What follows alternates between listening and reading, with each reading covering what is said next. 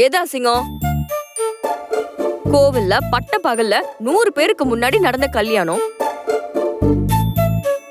கல்யாணம் கட்டிக்கிட்டவங்களுக்கு வாழ்த்து சொல்றது சகஜம் தானே? என்னங்க நான் சொல்றது? இல்ல யாரோ நம்மள பிடிக்காதவங்க நம்மள வெறுப்பேத்துறதுக்காக இப்படி செஞ்சிருக்காங்க. ஏங்க கல்யாணம்னு நடந்தா போஸ்டர் அடிக்கிறதுல சகஜம் தானே? இதுல எதுக்கு இவ்ளோ ஆராய்ச்சி? இங்க பாத்தியா பார், வேர்ல்ட்ஸ் பெஸ்ட் கிராண்ட்பா, உலகத்தில் சிறந்த தாத்தா.